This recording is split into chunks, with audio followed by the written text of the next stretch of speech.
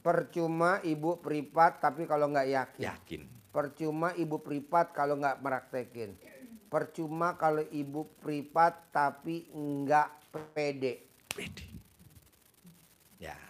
Karena belum privat aja dia melihat YouTube udah terkabul. Punya rumah 2 cuma nunjuk doang. Nunjuk. Sekarang dia ke privat 10 juta cuman ucap syukur. Nah mau saya coba ibu udah paksain privat. Tapi ibu nggak yakin, percuma. Udah praktekin, buru-buru pulang dari sini.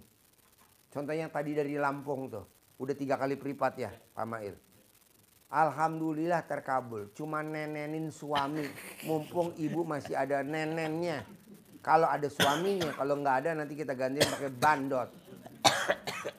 Bapak sekalian, banyak yang menyampaikan bahwa sudah jalani banyak hal yang diajarkan, sudah sholat, sudah bangun malam, sudah mandi, sudah tahajud, sudah baca Quran, sudah sholat tobat, sudah sedekah, tapi kok masih lemot. Apa kira-kira yang terjadi? Ini termasuk untuk yang belum menjalani, yang belum meraktekkan, ada yang sudah meraktekkan, ada yang belum. Kenapa? Masing-masing memang kata Pak Haji, tanggal lahir beda, bin beda, nama beda, terkabulnya juga beda. Tapi ada satu catatan, banyak tamu-tamu yang datang ke RDAY ikut privat yang 10 juta itu datang ke sini bukan dalam rangka untuk diajari, tapi banyak yang datang ke sini dalam rangka ucap syukur. Terima kasih Pak Haji, saya sudah praktekin dan sudah qabul. Minta ijazahnya Pak Haji untuk saya melanjutkan hajat yang berikutnya. Banyak yang seperti itu. Kenapa kira-kira terjadi seperti itu?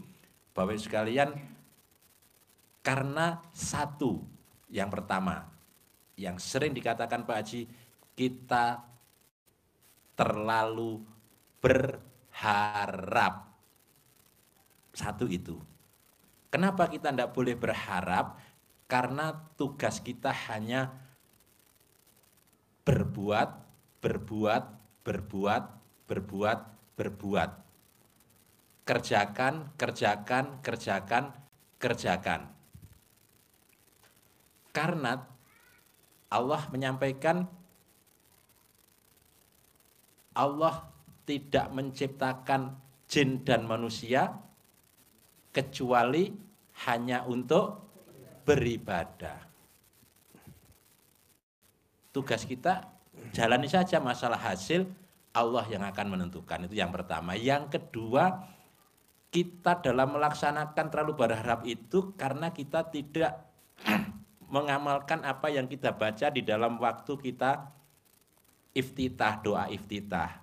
Inna sholati wa nusuki wa mahyaya wa mamati lillahi rabbil alamin.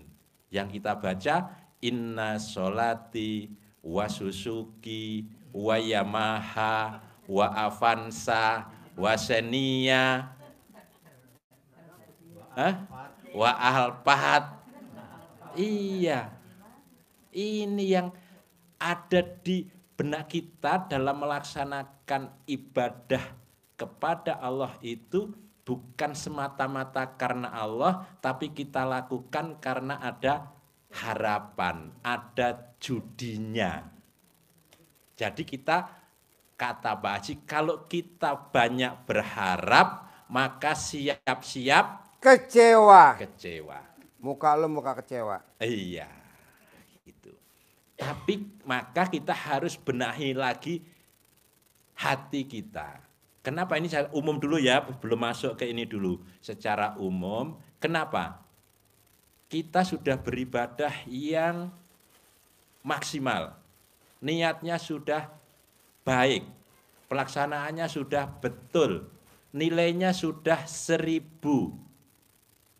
Tetapi ada di dalam hati sifat 18 itu masih ada terbersit walaupun hanya satu. Walaupun hanya satu. Kalau ada satu saja sifat negatif, maka berarti ada sifat minus. Nilainya minus. Kalau ibadahnya sudah bernilai 1000 kali minus 1 sama dengan hasilnya minus 1000. Bukan 0. 1000 kali minus 1 sama dengan minus 1000. Nilainya bukan 0. Tarik ke belakang lagi.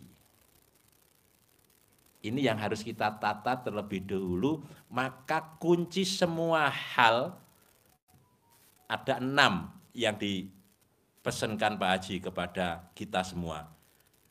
Tetapi yang 2 itu rangkaian ibadah. Yang 4 itu adalah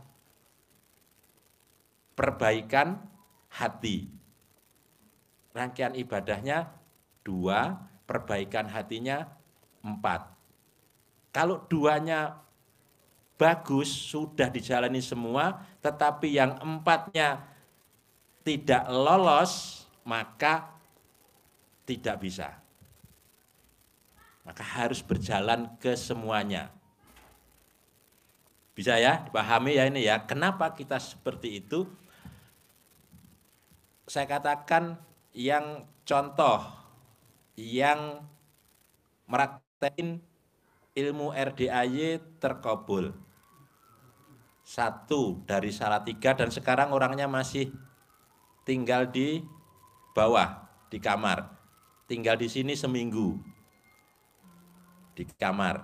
Dia praktekin, baru lihat YouTube-nya dari Hong Kong. Suaminya sakit parah di rumah. Lihat ilmu RDAY, pulang. Suaminya setiap minggu 2 kali minimal ke rumah sakit, bolak-balik sampai capek, praktekin ilmu RDAY, biasa, cawi-cawi, minum, masak, sembuh total. Kesini enggak tanya apa-apa. Alhamdulillah, terima kasih Pak Haji. Saya mau tinggal di sini dulu seminggu. Tinggal.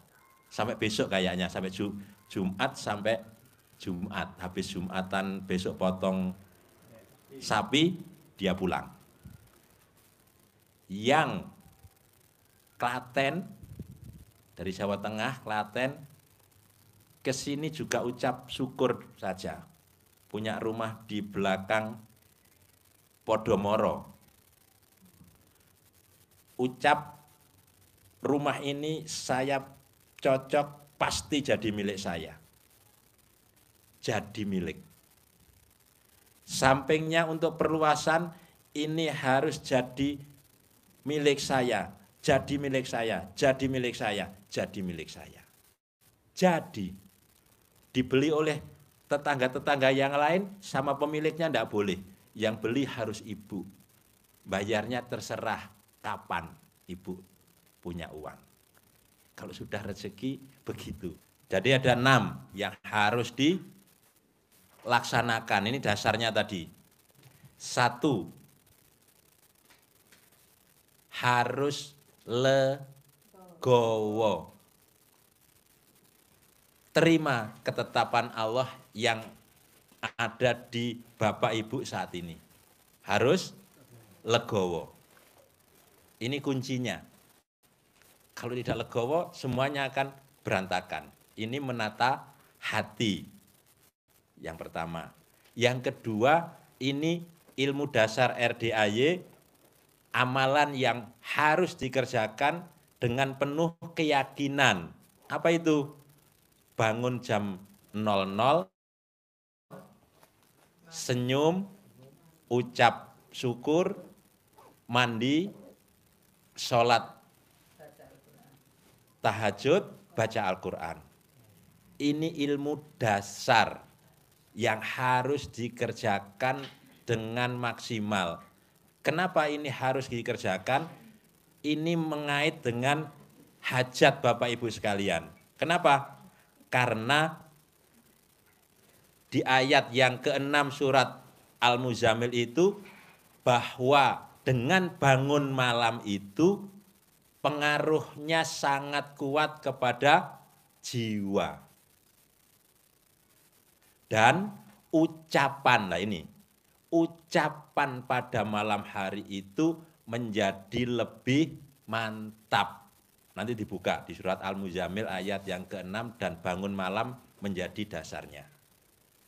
Yakin, kalau ini dengan yakin pasti terkabul. Yang ketiga, bersihkan diri dari sifat 18 itu dengan sholat tobat. Maghrib sampai Isya 18,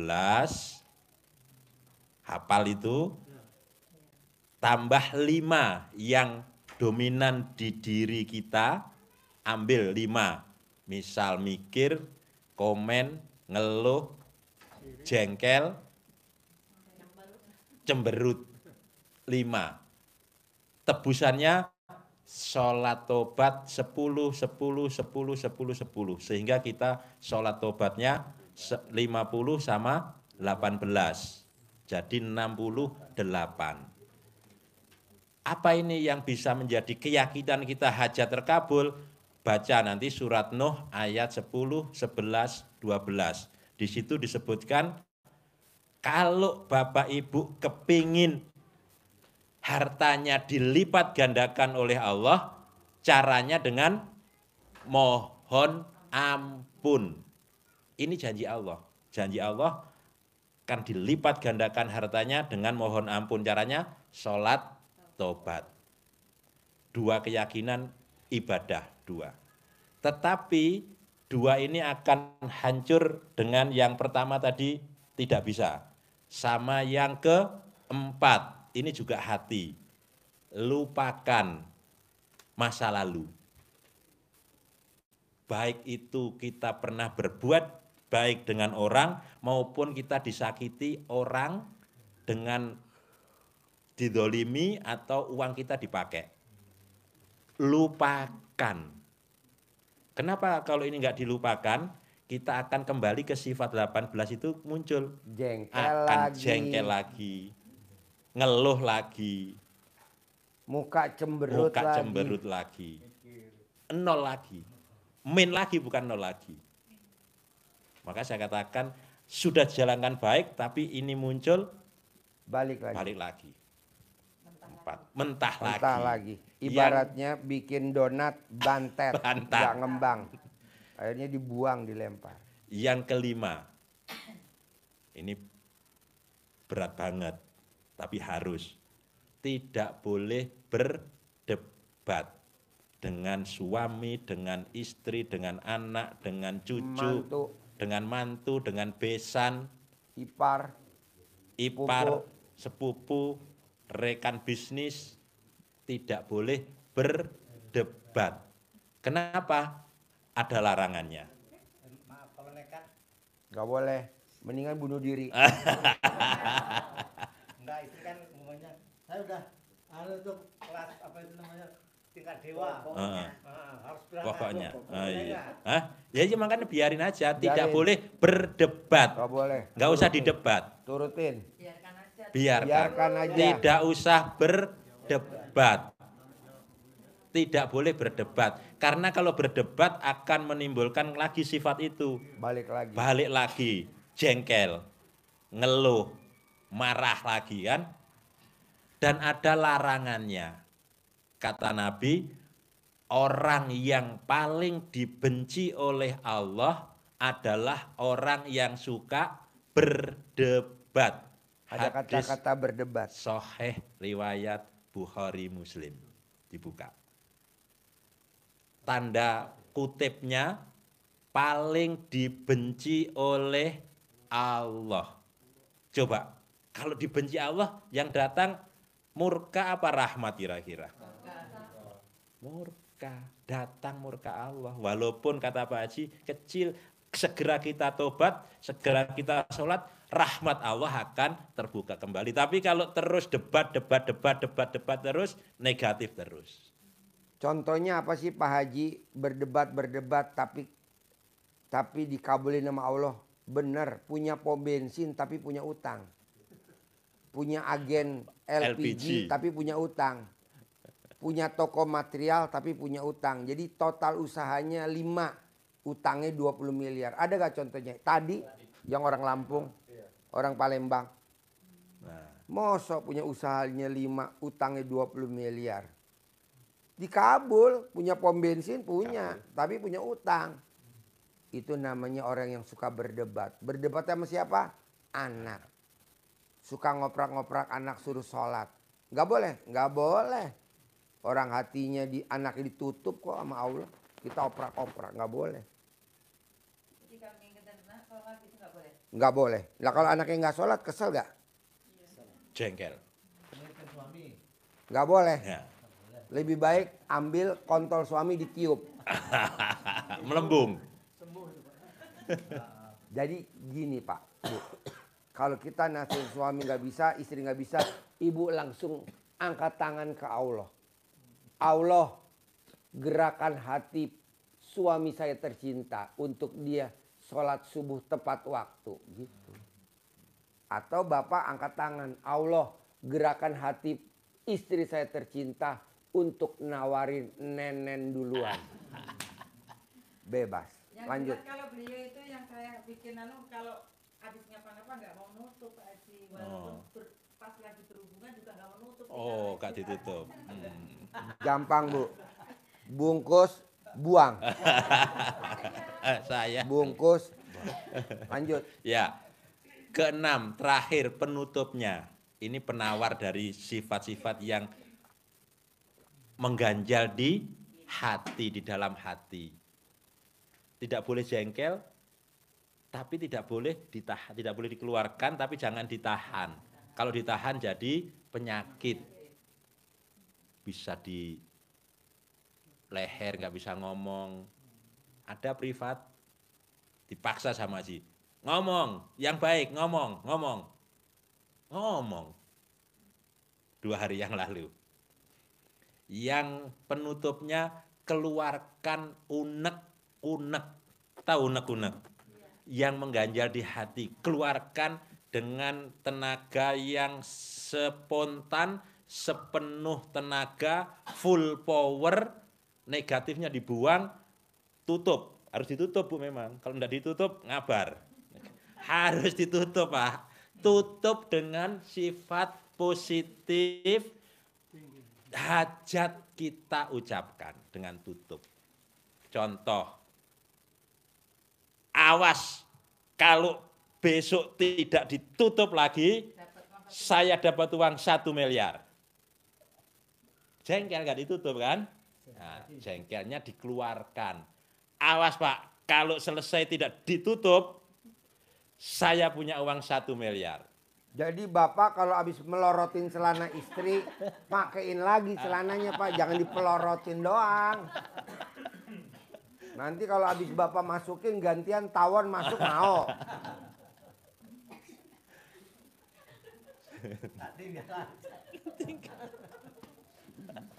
Ibu kalau nonton YouTube saya senyum-senyum. Hah? Kalau saya emang dari beliau Pak di tahunnya ini nonton ini tapi kok bajunya jorok-jorok sih. Sama kayak kita sering jorok gitu. Bisa ya, 6 ingat ya. Ingat. Penutup dari itu semua, dari 6, ini ilmu terbaru, baru kemarin Pak Haji. Belum dikeluarin, baru kemarin. Ini khusus untuk ibu-ibu dan bapak-bapak yang di sini.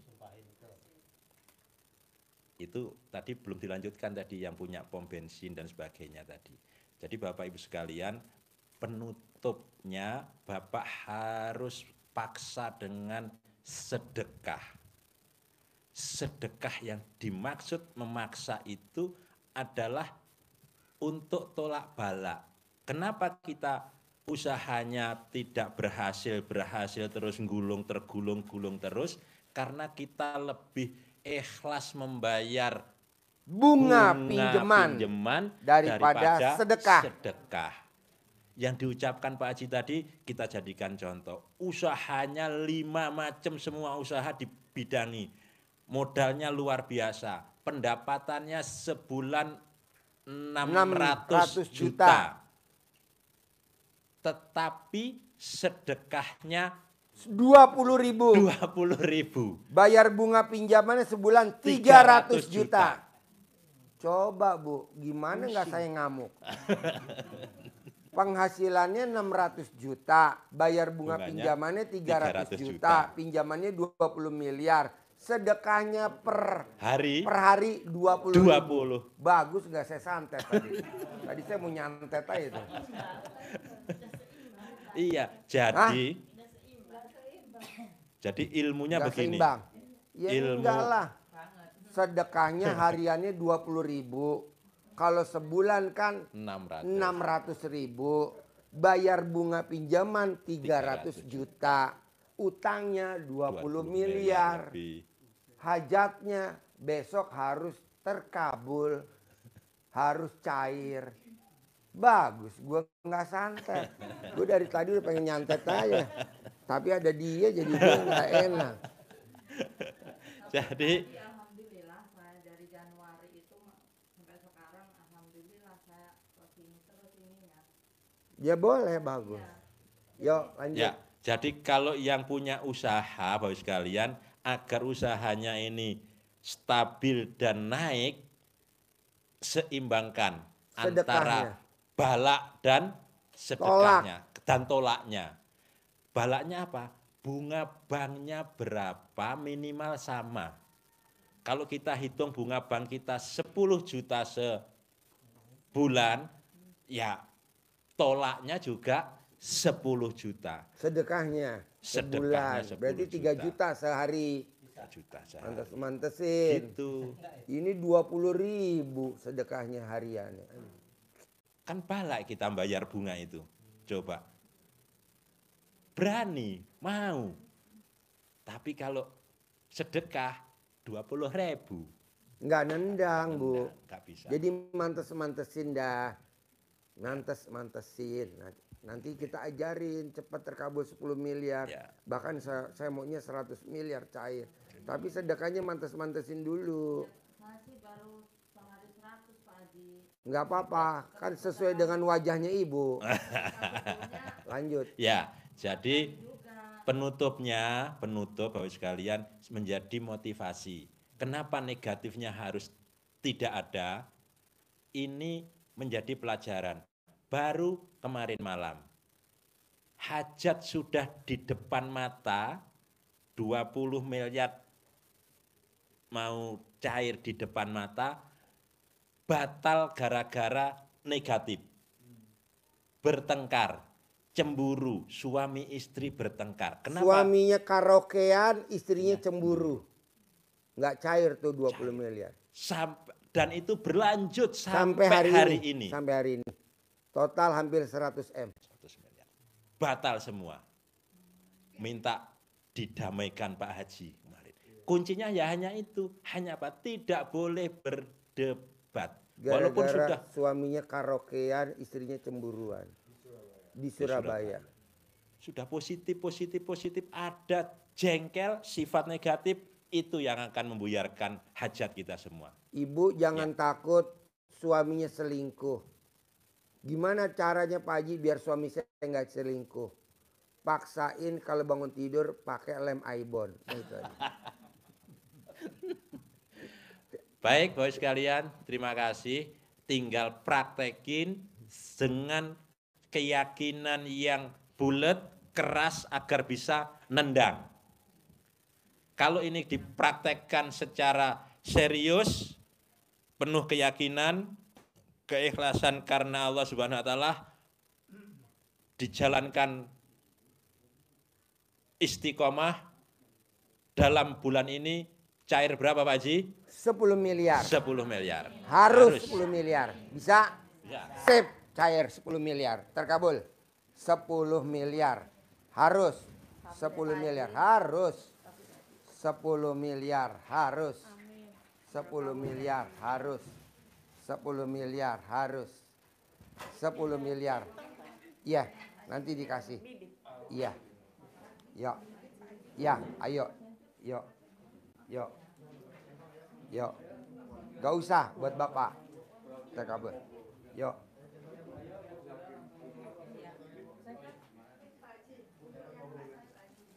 Apa? Ya, itu tinggal meraktekin yang tadi. Ya, terkabul. Ya. Iya, tuh ngomong sama Pak Sidik. Saya mau mengucap terima kasih banget. Saya tuh banyak